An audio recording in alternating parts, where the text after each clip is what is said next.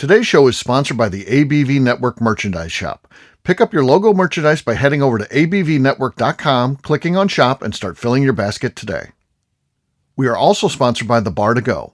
The Bar to Go offers a fully customizable carrying case that allows you to take your favorite distilled spirits or cocktail ingredients with you.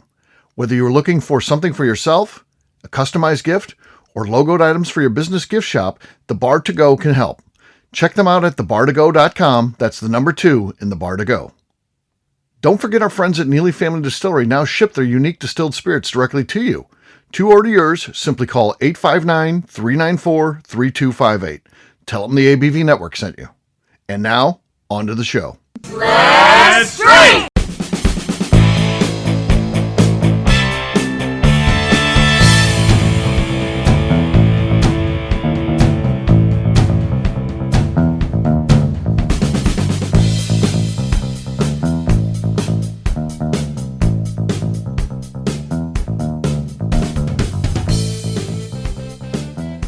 Welcome to the Bourbon Daily, the podcast about everything bourbon delivered to you every day of the week. Today on the show, we are having a brainstorming session to come up with ideas for Beau's next TV show and where he should visit. My name is McNew. Please join me in welcoming my co-host, Steve Akeley, along with our special guests, Tim Spia, Susie Cousins, and Lenny Eckstein. You were doing like a William Shatner thing there. Yeah, you know what? You put a lot of words in that intro, and I just cut them out when I was. Oh, it's my fault. It's my fault. Yes. Of course it is. It's always someone else's fault. That's how it is in life. So, yeah. It should be a good topic. So Beau's getting a new TV show. He's super motivated, which is fun, and when we're motivated to do things, we can make things happen, and we control everything. When we do our own projects, it's all done internally. It's us funding it. We don't rely on anybody else. Susie does the music for us. So we got all the music covered. We write all the stuff, and we use our contacts to get into these places. And then we release it ourselves via Amazon. So it's not like, you got to there's no hoops to jump over or hurdles to jump through or anything like that. It's just literally, if we want to do it, we do it. And Beau he's super excited about this. He called me and then he had ideas together, and so we're going to help him out, see if we come up with anything for him. No, I love Beau's work, and I'm glad Beau's back and excited to do something. Yes, yeah, Beau he's very motivated right now, which is good. Yeah, he was doing some different things. He had a couple passion projects he worked on for the last year, but he's back with us full time now, so that'll be cool. We'll be putting out a lot of great content. Before we get to our discussion, though, Tim, there's something you wanted to talk about. What is that? I was inspired by a post in our crew club today of a Sasquatch that wasn't wearing a Tommy Bahama shirt. Uh-huh. And I thought that was an unintentional nudity situation, because now normally the only Sasquatch I know is Steve A. And he's always wearing his Tommy Bahama shirt. So it got me thinking, has anybody else had any unintentional nudity situations? I could give you my story. Go on, let's hear it. It's an odd topic. We got to get real with each other here. Just don't make it weird. So I was in our first house. We just moved in. I just put blinds up in our bathroom, the windows over the bathtub. And the houses were about maybe 15, 16, 20 feet tops away from each other in between. And these are all cracker box houses. They built them opposite each other, just flip-flopping the floor plans. So I'm sitting there brushing my teeth, buck naked, early in the morning. I turn and look out the window, and there's my neighbor staring right at me doing the same thing, getting ready to go to work. And we both kind of look at each other, pull the blinds, remember to pull those blinds now going forward, and we've never talked about it again. But you have the uncomfortable acknowledgement that I know what I saw, I know what you saw, and we're good about that. It's okay. That's a gentleman's agreement, right? You just close the blinds, pretend it didn't happen, go about your lives. That's cool. That's probably what one of the problems with men, or one of the benefits with men. We can compartmentalize feelings and things like that, and we're okay with it, which probably pisses off the other half of the human race, being females. Yeah. So there's your other. That's a whole nother. If you're an attendee of the ABV Network virtual bourbon events, you got one of these going on the other day when we were recording that episode. Actually, it was the Bourbon Daily that we're recording an episode of that. It was for the cocktail contest, and Becca was on there. She was just listening in. She was part of the studio audience, if you will. And she's sitting there at the computer, and also in the background you see a guy, Royce, of course, walking in his underwear and a pair of socks right across the screen, just strolling through. He's at home. He didn't care. Tim, of course, had the line. He's like, I just think Adonis just walked through. What was that? Molly Wellman was talking at the time. That was so great too, because if you go back and look at the footage, you see Molly Wellman see it. Keep going with what was going on. Yeah. And then we had Vicky out in California. She was like looking real close. Hilarious. You just never know. Give credit. I think that was the cocktail contest episode, and I will give credit to the generally the three contestants. The one who was speaking at the time didn't break focus, was still doing his thing, and you know that he may have not caught it, but everybody in the place is all looking around like what was going on, and everybody's all distracted except for. That's the great thing about Zoom. So you can only see a handful of people, right? So maybe that wasn't even on their screen. They had no idea what that chat was going on about, which is even better. So. It just depends on what view you had too. So if you had speaker view, you didn't see it. But if you had the gallery view, you probably saw it. So it depends. I mean, I am with Royce. You walk into your house, the first thing that comes off are the pants. Shoes can come off later. Well, those pants come off right away. McNew knows that. She famously doesn't wear pants in her house. So okay.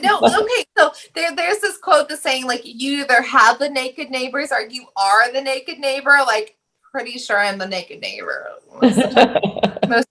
So I have dogs, right? And I gotta let them out. We have a fence now, not a big deal. So I get in the shower first. My dogs are still in my bed. They're chilling. But when I get out of the shower, they know it's time for them to go out. So I just get a towel, open my back door and let them out. But my back door is on a deck. So my neighbors in the backyard, if they're out in the morning, they definitely see me in a towel. And I'm like, sup, good morning.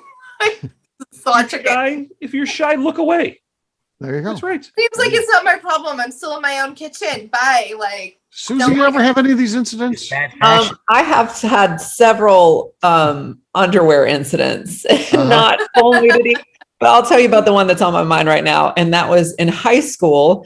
I was at a restaurant and it was my birthday and I was there with some friends and we were celebrating. And McNew, I don't know if you ever wore these, but do you remember the brand called Units? It was just kind of interchangeable, Garanimals. Garanimals for adults. Adults. Yeah. And so I had on this little floofy cotton skirt and a little matching top. Anyway, I went into the bathroom and they came to sing the birthday song while I happened to be in the bathroom. And so I just came out to just wash my hands and my friends shoved me out the door to greet the birthday song. And I had my skirt tucked into my underwear. So let's say that I grew up in cheerleader culture where if you had on your spanky pants, it didn't matter if your ass was hanging out. And I still live by that. I will go golf with my husband in a skirt. I'll be I have on spanky pants. Doesn't matter if you can see my I did not have on spanky pants, but I grew up in that culture. I still stand by it. I'm it's not my underwear. It doesn't matter. Still here for that. Well, I feel I need to start wearing spanky pants because it's happened many times. So spanky pants are a thing. Embrace them. Just say it's not my underwear. It's covered. It's fine. This or golf or whatever you're showing up for. I'm there's spanky pants, not my undies. All right, Lenny, how about you? Any accidental nudity in your background? Yeah, I mean, I feel I've had a bunch. When I guess coupled with whitewater kayaking, there's a lot of changing of clothing at your vehicle or wherever you dropped off from the beginning of the run to the end.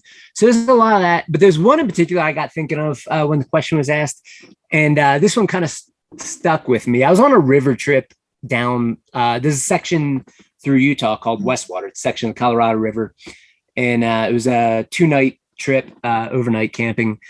And we stopped at this waterfall, and it's not uncommon for there to be some level of nudity on these river trips. I usually would have nothing to do with it. For some reason, lapse of judgment, I was convinced that it was a great idea to run across the bottom of this waterfall and dive in naked.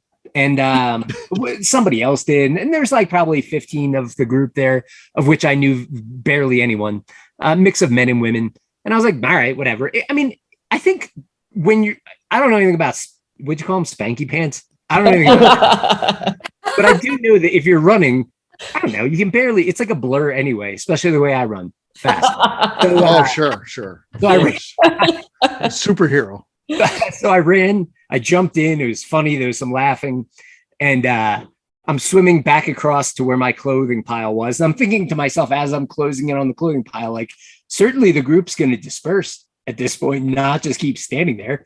And I walk up and I'm expecting maybe somebody will hand me a towel. No such luck. I was like, okay, I guess I'm not, I got to get out.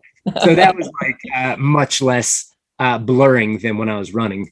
So I was standing there reaching for my clothes on the side of the river, and then everyone dispersed after that.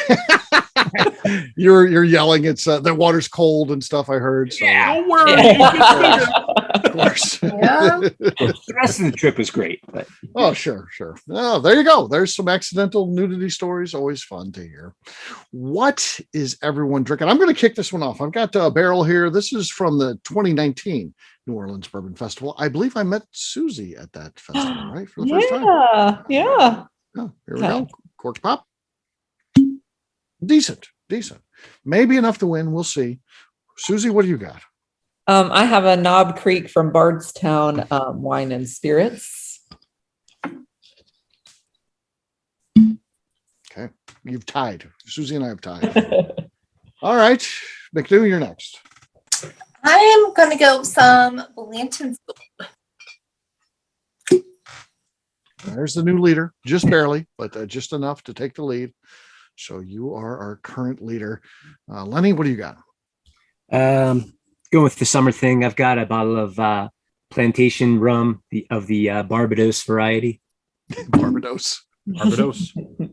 Richard Quite Seal the said. Shamadoo. All right, let's see. Okay, that was a funny one. It was weird, but yeah, not enough to take the lead. McNew still got the lead. Tim, what do you got?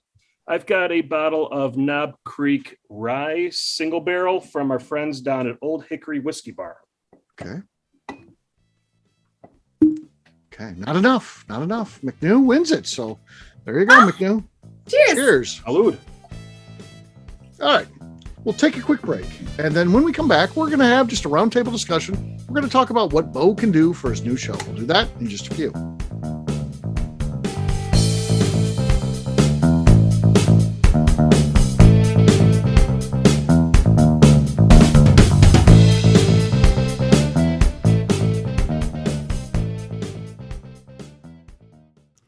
Hello, this is Steve Akeley, owner of the ABV Network, and let's talk for a moment about our sponsors, the people that make this show happen. First up is our friends at Moonshine University.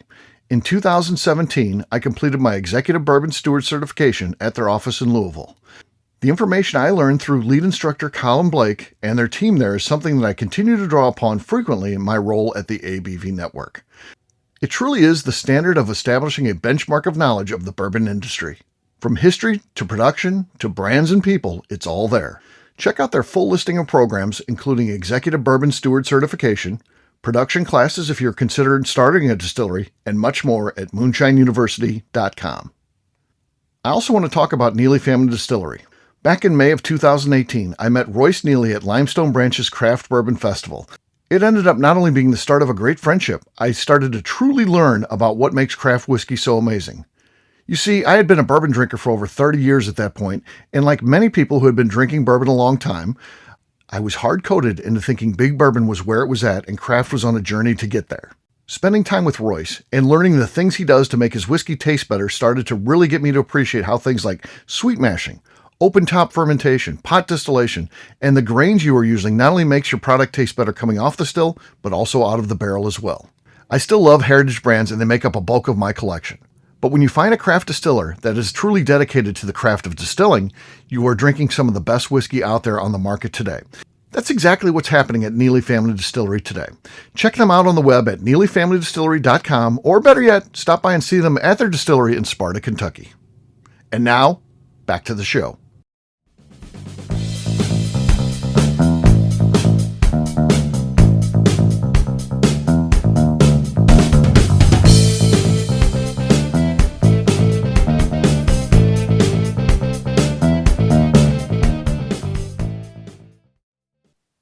Hi, this is Mr. Bill. You're listening to Bourbon Daily. Welcome back to the Bourbon Daily. Today we're talking about what Bo Cumberland can do for his new show. Yes, we are. Does anybody have any ideas, things Bo could or should do for this new show where he immerses himself into a bourbon-focused business, whether it's distillery or related? McNew's got her hand up. What do you got? Okay. So I love the idea of not really going into a business, of course, because it's a liquor store, but finding a random patron and saying, you have $200. What bourbons are you buying today? Kind of like the house hunters of bourbon, right? Like, so, what are you picking? Like, so what are you going to get with your $200 and go to multiple locations with that $200?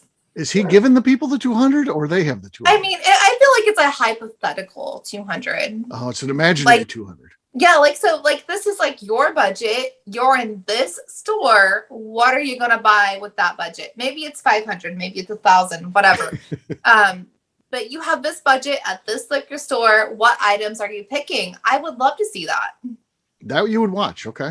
I would absolutely watch that. All right. We'll have him do that. That'll be good. All right. Susie's got one. I would like to see him attempt to make some barrels. Make some barrels. Oh, we can make that happen. Actually, we have contacts. Yeah. ISC would be a place we could go, I would think. Yeah. And We're riffing off that one. What about, I'm not sure which bourbon festival this is, but one of them, there's, for lack of better terms, what would it be called? Like barrel freestyling, where they kind of dribble barrels around, and you know what I'm talking about? The barrel relay race at the Kentucky Bourbon Festival? Yeah. It's not really a race. They do tricks. They women. So almost like a strongman contest, but like with barrels. It's not. It has nothing to do with strength. It's all agility and skills. Do you guys? Am I making this up? I might have. You're making it up. I remember. No, I feel like I've seen this. Tim's on my page. It's like a barrel run type thing. Bardstown Bourbon, like Bardstown, their festival where it was like, how far can you do this barrel in this many minutes, like sort of thing. Well, he's saying it's not that. He's saying it's more of a talent type of show where they're spinning them and right, stuff like that. But I wouldn't be mad at barrel tossing either. Like barrel tossing competition style. Okay, that'd be awesome.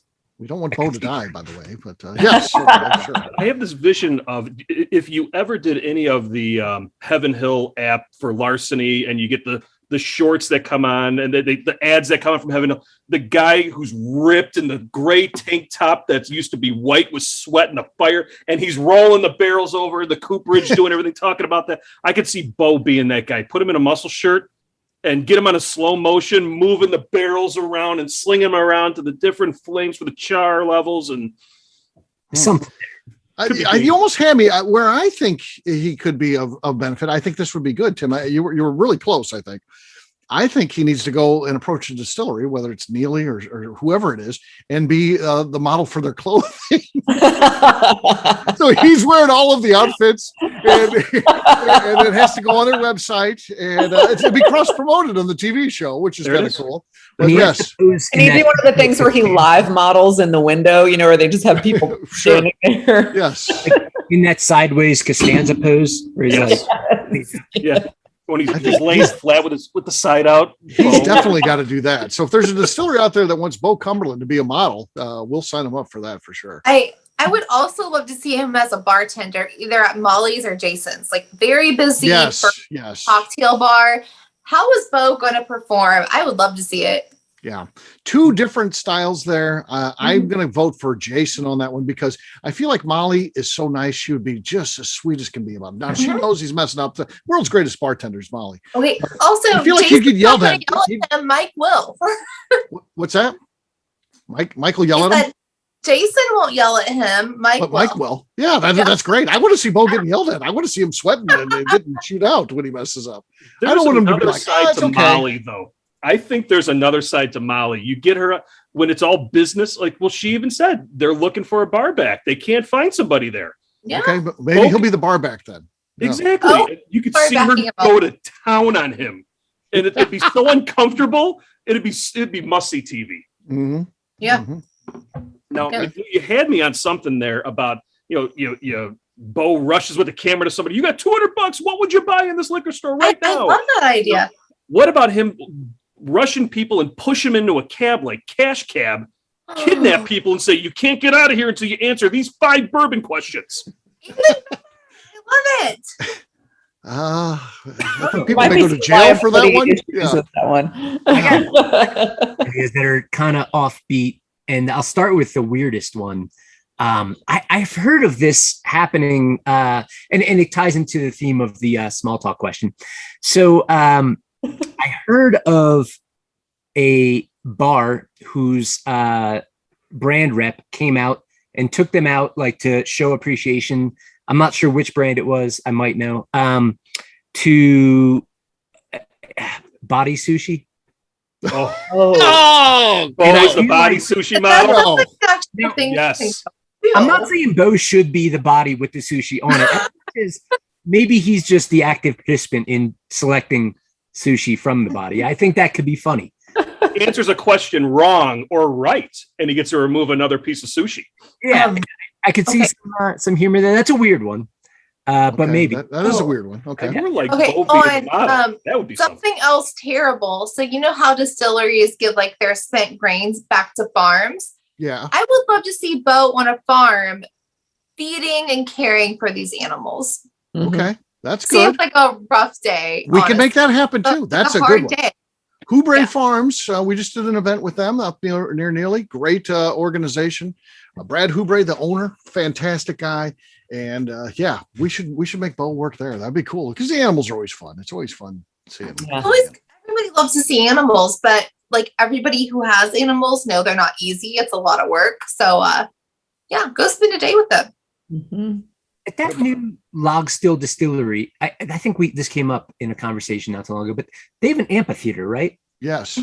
Yeah. So I'm assuming, I don't know if they've started music there yet. They have, yeah. They have some good acts. It's pretty awesome if Bo somehow got like guested up onto the stage to accompany for a song. Oh, front of a yes. crowd. Always gets a stage and body surf Going on. Yeah.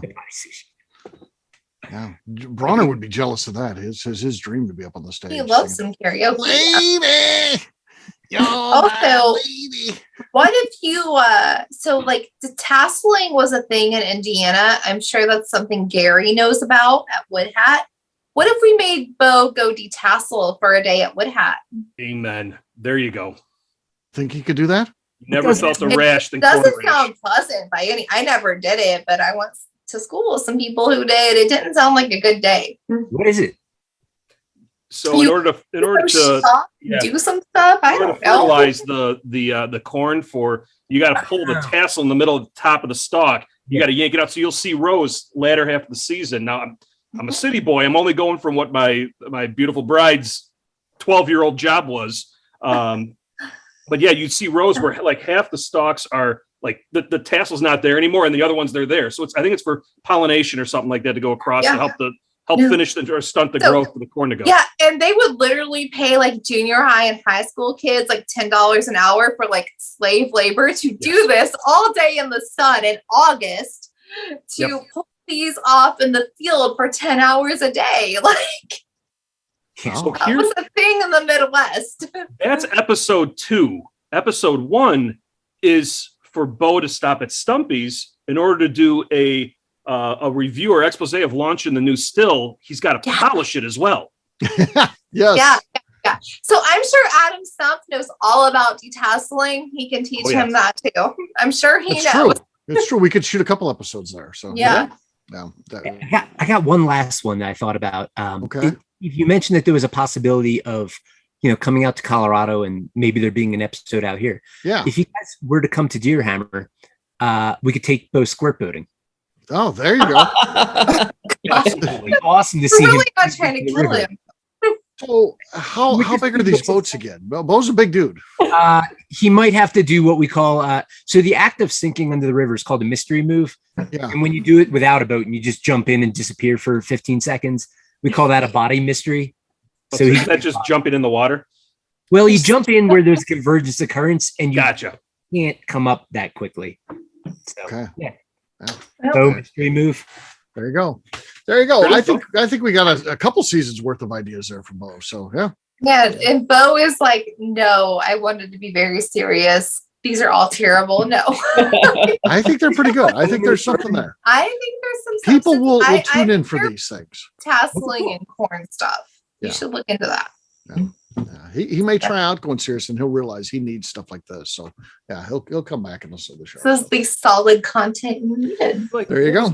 It'll be like Paris Hilton and Nicole Richie. The Simple Life. Yes. All of a sudden, Bo's running around doing silly things like that. That was a staple of my youth. I love The Simple Life. You like that show, huh? That's hot. Yep. That's loved hot. it. That's hot. Loved it. All right.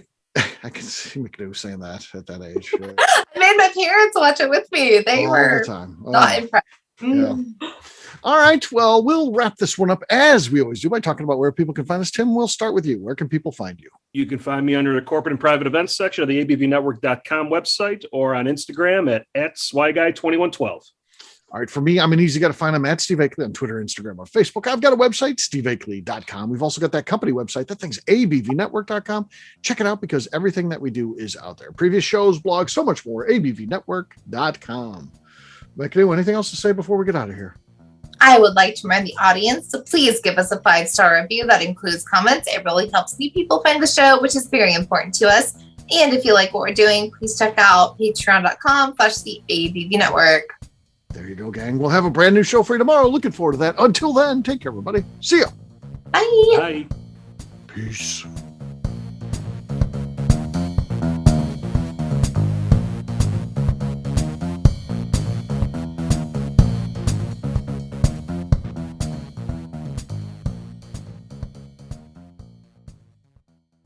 Before we finish the show, let's chat for a moment about Moonshine Still Pro. Moonshine Still Pro has a full line of products to help the home distiller. Whether you just want to experiment on a small scale on the stove in your kitchen or try your hand at a bigger setup in the backyard, Moonshine Still Pro can help. They have different still offerings as well as accessories and even grains from Goldstone Mill to help you make whiskey on par with what you get from your favorite distillery. They can even assist with a DIY still project by supplying some of the parts you can't make yourself. Check them out at moonshinestillpro.com. At the ABV Network, we're lucky enough to have some great friends. Amongst those friends is the Goldstein family, owners of Goldstone Mill. Goldstone Mill is a full-service mill offering a variety of heritage and heirloom grains. Their unique approach of working with mills around the country allows them to offer you affordable shipping opportunities to meet the unique needs of your distillery or brewery. They will consult with you to ensure the grains you are selecting meets the unique flavor profiles you are looking for. If you are a home brewer or distiller and you're looking for the grains that your local distillery or brewery uses, Goldstone Mill is the place to look. Check them out on the web at goldstonemill.com, call them at 217-254-6613, or shoot them an email at hello@goldstonemill.com. The Bourbon Daily is part of the ABV Network. For more information or to become a sponsor, please visit abvnetwork.com. Thanks for listening and cheers. This has been a Steve Akeley production.